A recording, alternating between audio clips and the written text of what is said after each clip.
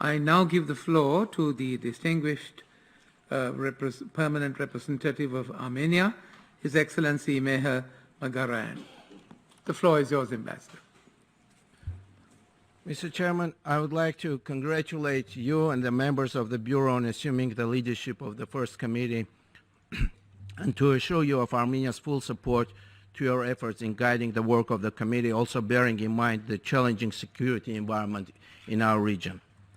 Armenia reaffirms its strong commitment to the full and universal implementation of the legally binding international obligations in the area of non-proliferation, disarmament, conventional arms control, and confidence and security building measures.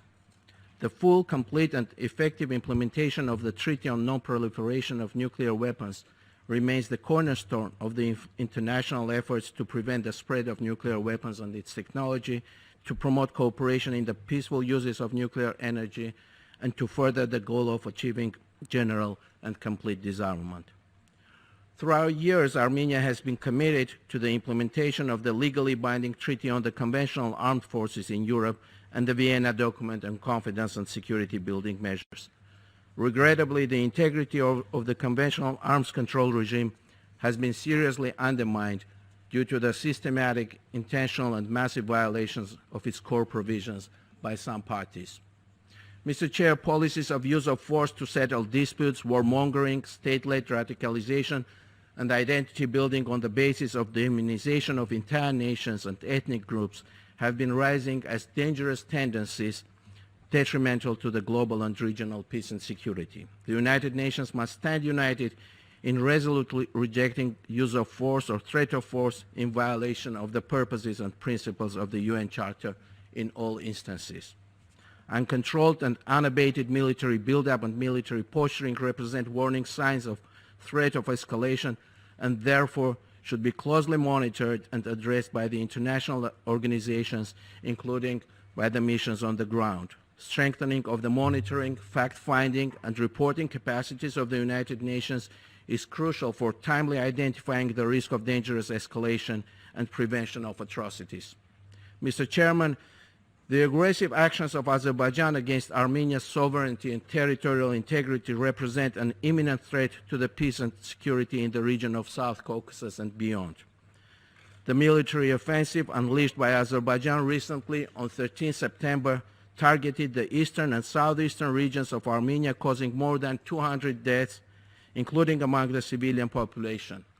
Around 8,000 people, mostly women and children and elderly, were temporarily displaced. Densely populated cities deep in the territory of Armenia came under targeted fire in gross violation of the Geneva Conventions. These attacks were preceded by the previous attacks of aggression in May, July, and November 2021. In flagrant violation of international humanitarian law, Azerbaijan captured, tortured, and killed a number of Armenian service personnel, among them several women who were exposed to most despicable barbarities, including sexual and gender-based violence, violent murders, and mutilations. The shocking videos of barbaric extrajudicial executions of the Armenian prisoners of war are extensively celebrated over social networks in Azerbaijan. The well-documented evidence pointing to the criminal conduct by their military is undeniable. It is ever more imperative that all such acts of atrocities are fully investigated and perpetrators, including the leadership of Azerbaijani armed forces, are brought to justice. Last week, on 28 September, the invading Azeri forces resorted to yet another military provocation with use of mortars and large caliber weapons, which resulted in killing of 3 servicemen.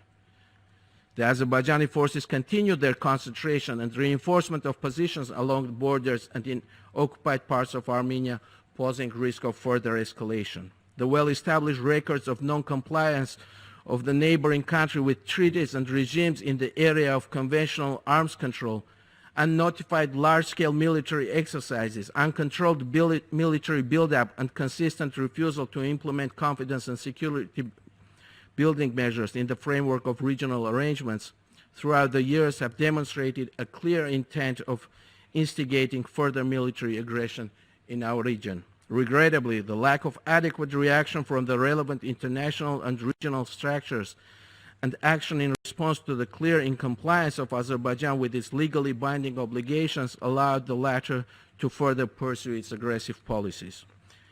Mr. Chairman, Armenia has brought the issue of recent attacks and invasion by Azerbaijan to the attention of the UN Security Council and will continue to raise the matter with the United Nations and its respective bodies to stand up to their responsibility for the maintenance of international peace and security and to resolutely condemn the criminal attacks against the territorial integrity of Armenia and to call for immediate and unconditional withdrawal of the troops from our territory. We are convinced that the international structures should be resolute in the face of systematic and flagrant violations of legally binding international obligations. The criminal practice of use of force to capture territories or to resolve international disputes must be unequivocally condemned and the violators be sanctioned accordingly. I thank you.